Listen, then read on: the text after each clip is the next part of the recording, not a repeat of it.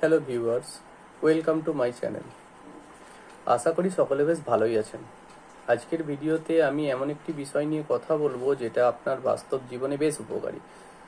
যেমন আপনি যদি আপনার কম্পিউটারটি কাউকে দিয়ে থাকেন ব্যবহার করার জন্য, সেক্ষেত্রে সে বলল আমি মাত্র 1 ঘন্টা ব্যবহার করেছি বা 2 ঘন্টা করেছি। আপনি যদি চান দেখতে আসলে সে কতক্ষণ ব্যবহার করেছে, অথবা আপনি যদি দেখতে চান কতক্ষণ ব্যবহার করেছেন, এই টোটাল বিষয়টি কিন্তু দেখা সম্ভব। সে বিষয়টি নিয়ে আজকে আমরা কথা বলবো। তো চলুন শুরু করা যাক।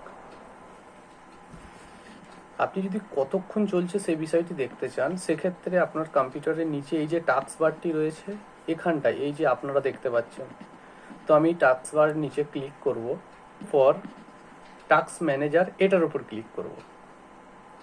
ক্লিক করার পরে আপনি এখানে পারফরমেন্স নামে একটি অপশন পেয়ে যাবেন। পারফরমেন্সের উপরে যদি ক্লিক করেন, তাহলে এখানে খুব সহজেই আপ টাইম দেখতে পাবেন। যে এখানটায় দেখতে পাচ্ছেন কম্পিউটারটি কতক্ষণ ধরে চালু আছে সেটা দেখতে পাবেন। যেমন আমার কম্পিউটারটি দেখতে পাচ্ছেন অনেকক্ষণ ধরেই চালু আছে, এবং এভাবে কিন্তু আপনার সময় বাড়তেই থাকবে যতক্ষণ কম্পিউটারটি ইউজ হবে।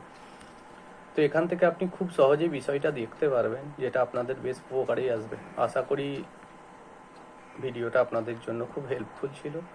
ভিডিওটি ভালো লাগলে অবশ্যই লাইক করবেন, কেমন লাগলো কমেন্ট করবেন, আর শেয়ার করতে ভুলবেন না। Thank you so much.